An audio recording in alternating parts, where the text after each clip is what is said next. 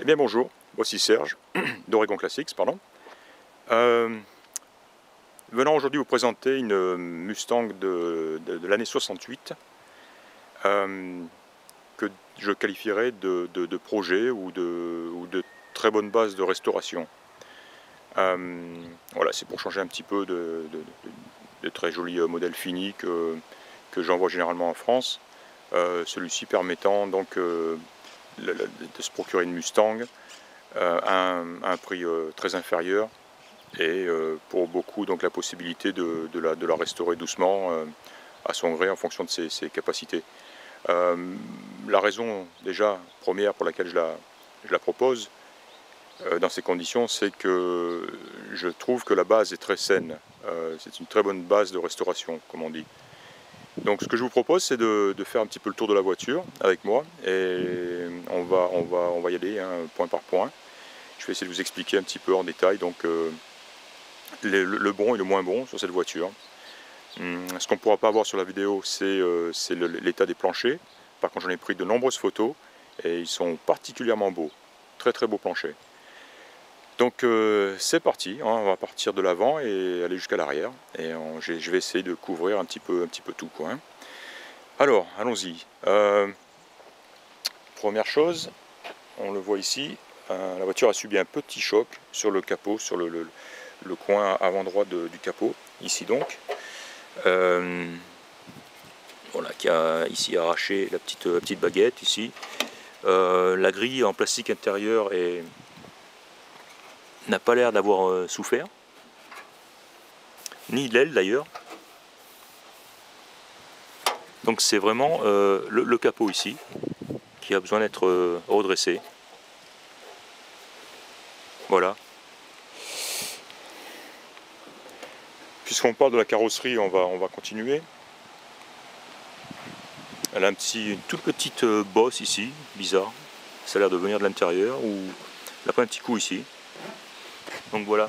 Et ce sont les seuls points de carrosserie négatifs, je dirais, hein, en termes de coup, hein, de bosse que j'ai pu noter. Hein. Donc le reste, non, je dis une bêtise. J'en ai repéré un ici aussi. Elle a pris aussi de même un tout petit coup à l'arrière droit. On le voit ici.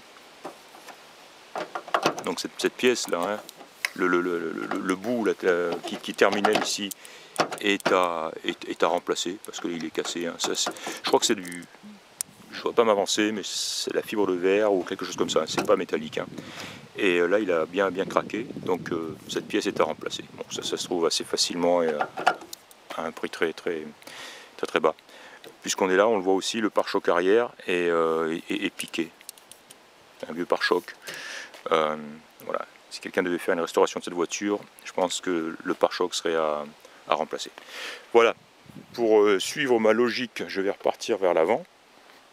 Et on va regarder un petit peu le compartiment moteur. Alors, ça a l'air d'origine. Bon, l'admission est électronique. Le mot m'échappe, pardon. Bref, ça va revenir, excusez-moi. Toute évidence, la distribution n'est pas d'origine. Hein, on a une distribution électronique ici. Un compresseur d'air climatisé qui lui semble d'origine. On voit l'étiquette hein, de Ford Dearborn, Michigan. Donc air conditionné qui ne fonctionne pas de toute évidence. Déjà on voit que la courroie ici est manquante. Donc un doute, hein. Est-ce qu'il fonctionne, est-ce qu'il ne fonctionne pas, je ne sais pas, on ne peut pas le dire sans remettre la courroie et le faire tourner. Voilà, un compartiment moteur assez beau, assez propre, pas gras du tout, pas de rouille, notamment derrière la batterie, là-bas et en dessous, hein, comme c'est souvent le cas. Même le plateau, un support de batterie ici semble solide, aucune trace de rouille. Puisqu'on est là, on va la mettre en marche, écoutez, tourne un petit peu. Tiens, le mètre-cylindre de frein a été remplacé, toute évidence. Et ça me fait penser, non, il faut équiper la direction assistée évidemment. Oui, la direction assistée qui d'ailleurs ne fonctionne pas. Donc Oui, à revoir, donc ne fonctionne pas, tout simplement, quoi. Hein. Voiture à l'arrêt, le volant est dur à tourner. Oui, disque, les freins, donc, des freins à disque ont été installés sur cette voiture. Une belle installation. D'ailleurs, on voit en dessous, on le verra sur les photos, des travaux récents ont été faits sur le train avant, qui ont inclus les freins, de toute évidence. Mais c'est très beau, très sain en dessous. Hein. Et toujours en plus, donc bien sûr, d'avoir des freins à disque à l'avant, toute évidence, dans la mesure où ils sont assistés. Donc très bonne chose. Voilà, comme je le disais, on va la mettre en marche, écoutez un peu.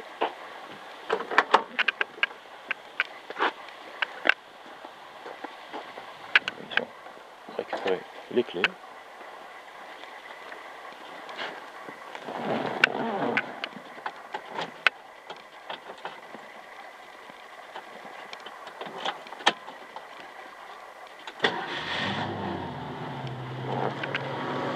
Un démarrage facile.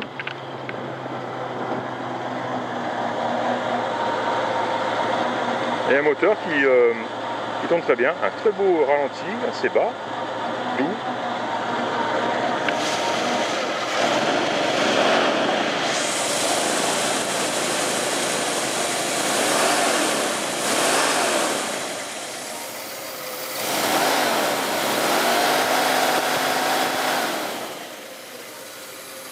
Voilà, il répond bien à l'accélération.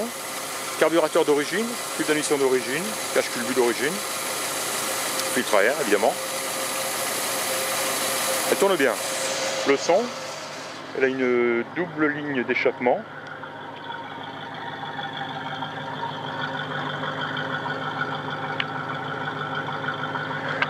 Donc un petit ronronnement discret et sympa. Voilà. On l'aura donc entendu. Que dire de plus? Niveau moteur, je pense qu'on a fait le tour. On a un joli radiateur. Tiens, on a un radiateur de refroidissement de transmission. Assez rare sur une Mustang. Des fog lights aussi, qui m'ont l'air... donc ils sont très bien posés. Est-ce qu'ils sont d'origine? Je ne sais pas. Ils sont d'époque, hein, toute évidence. Hein. Les verres sont en bon état. Les chromes un petit peu piqués. Certainement, il y a moyen de les arranger, de faire un petit peu mieux. En voyant ça, je pense, j'y reviendrai à la fin. Il y a pas mal de pièces neuves qui viennent avec la voiture, hein, qui sont fournies avec la voiture. Donc on ira faire un tour, on ira les voir. Voilà, le radiateur est très large ici, comme sur les modèles, comme sur les 68. Et voilà. Alors malgré le choc qu'elle a pris ici, le capot reste bien verrouillé. Hein. Il faut savoir que cette voiture, donc c'est un ami à moi qui me la propose, donc je suis venu la voir aujourd'hui. Il est allé la chercher à environ 150 km de chez lui et il l'a ramenée par la route avec un collègue à lui. Et sans problème aucun, la voiture a très bien fonctionné. Aucune surchauffe, aucune hésitation, elle a fait la route sans problème. D'ailleurs, le précédent propriétaire, lui-même, nous a dit qu'il était allé jusqu'au Nevada, jusqu'à Reno, dans le Nevada, il y a 2 ans, avec cette voiture, sans aucun problème non plus. Voilà, donc toujours une bonne chose. Enfin, j'aime le fait que mon pote à moi, lui, ait ramené cette voiture par la route et puisse certifier qu'elle roule bien, qu'elle fonctionne bien sur une distance comme ça, évidemment. J'irai personnellement l'essayer de toute façon, mais ça sera plus court, plus local. Voilà.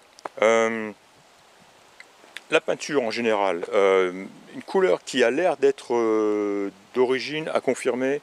J'ai photographié la data plate, donc j'irai vérifier, décoder ça et voir un petit peu comment elle était à sa sortie d'usine. Il est très semblable que ce soit ce bleu turquoise. Celui-ci m'a l'air peut-être un peu trop soutenu, un peu trop foncé. Honnêtement, je ne sais pas. Donc à voir. Intérieur noir. Ça nous amène à l'intérieur donc.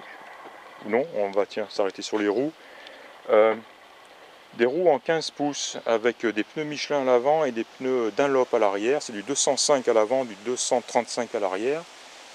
Ces jantes sont anciennes, elles pourraient certainement, on pourrait certainement leur redonner un bon éclat, elles ont l'air en bon état malgré tout.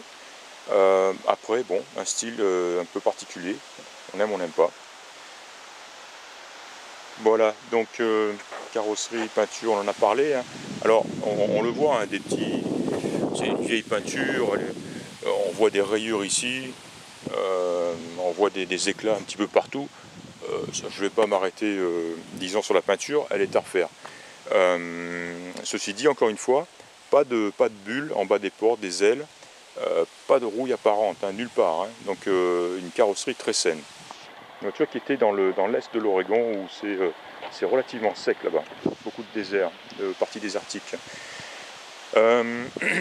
Voilà, les glaces, puisqu'on est là, des glaces en bon état, j'ai pas noté de coups, d'éclat sur le pare-brise, donc il est en très bon état. Le joint aussi est en bon état, le joint extérieur, la baguette chromée aussi. Les glaces latérales aussi.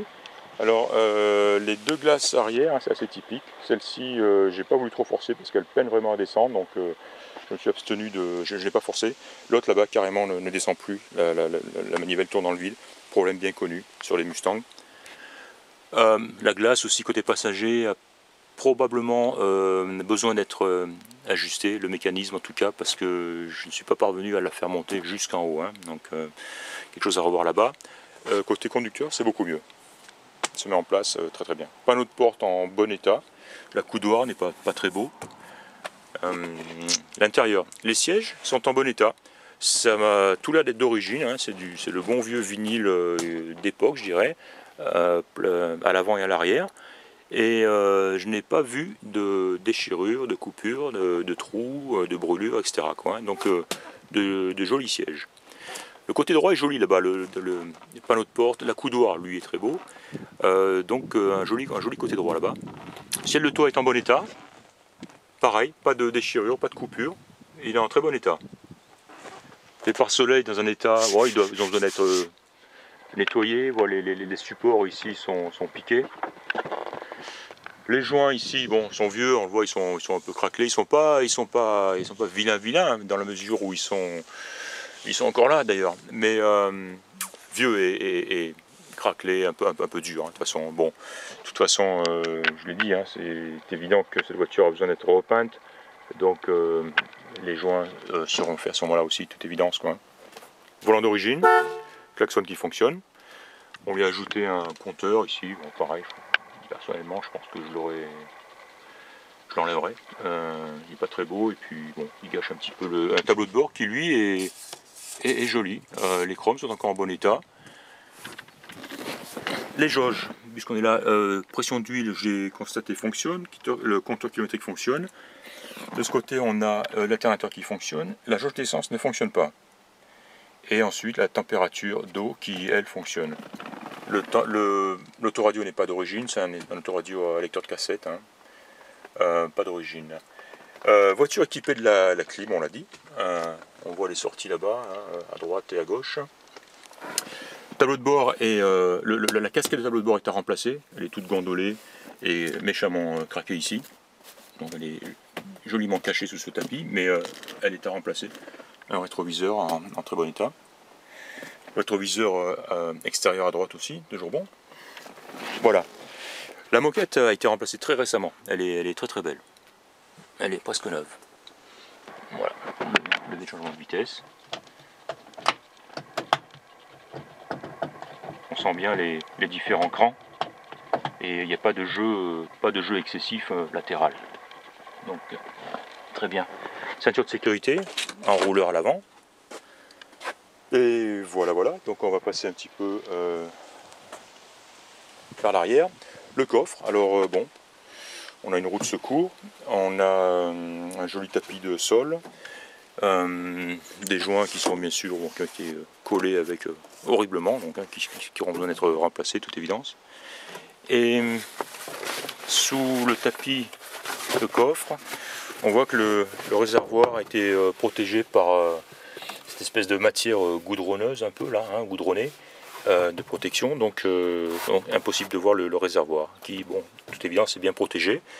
J'ai bien pris des photos au flash du fond des descentes d'ailes ici, et ça m'a paru très sain. Il y a eu un revêtement là qui a été aussi pulvérisé pour protéger tout ça, donc ça a l'air solide. Ça a l'air solide. Et idem de l'autre côté, donc j'ai bien regardé de l'autre côté aussi, et c'est à peu près la même situation. Voilà, le bouchon de réservoir est assez piqué, c'est le style GT. Hein. Voilà, assez piqué. Le pare-choc, je l'ai dit aussi. Les feux arrière, ouais, c'est d'époque, hein. C'est pas très beau. C'est le genre de choses aussi qui généralement demandent à être remplacées quand on refait une peinture. Voilà. Ouais, ce qui laisse à penser que ce serait peut-être la couleur d'origine, les étiquettes, encore que tout le monde sait qu'on peut se procurer ces étiquettes et les coller sur une peinture neuve.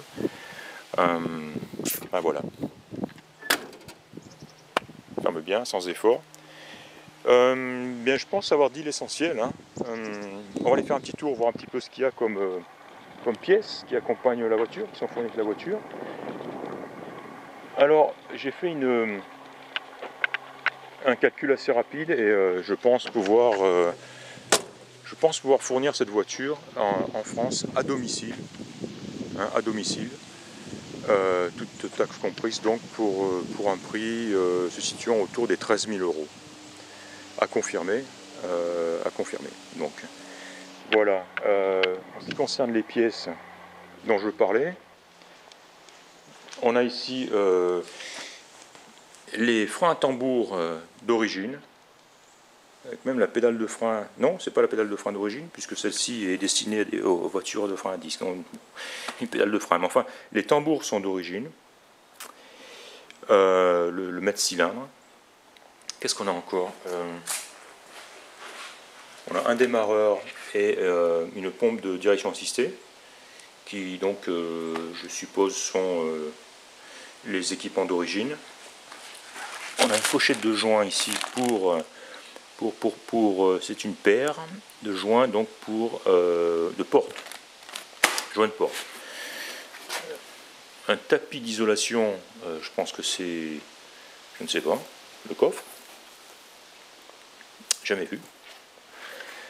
Ce qui est plus intéressant, c'est donc la jupe avant, une jupe avant neuve, un pare-choc avant neuf dans son emballage, la petite baguette chromée qui finit le capot à l'avant, le long de la bordure du capot, et le tour de la grille aussi. Hein, donc tout ça c'est neuf. Pareil, les bananes de pare-choc. Et enfin, on a ici encore une pédale de frein. Voilà. Voilà, en ce qui concerne donc les pièces qui accompagnent cette voiture. Voilà, eh bien, je pense avoir dit l'essentiel. J'ai pris beaucoup de photos. Je pense avoir pris en photo et couvert tous les détails. Encore une fois, une voiture que je propose à quelqu'un qui serait intéressé par une restauration. C'est une voiture qui roule bien et qui est très saine de base. Donc une voiture qui permet absolument de rouler tous les jours si on veut. Et peut-être parallèlement à ça, envisager une restauration limitée ou alors la totale, quoi, hein, peinture, chrome, on fait tout, quoi, hein. Mais en tous les cas, une très bonne base et puis un prix que je pense être plutôt attractif, quoi. Voilà, c'est tout. Une Mustang donc de 1968, donc un V8 avec un 289 cubic inch. Et voilà, un peu de travail en perspective pour qui sera intéressé. C'était Serge d'Oregon Classics, merci de m'avoir écouté et à bientôt.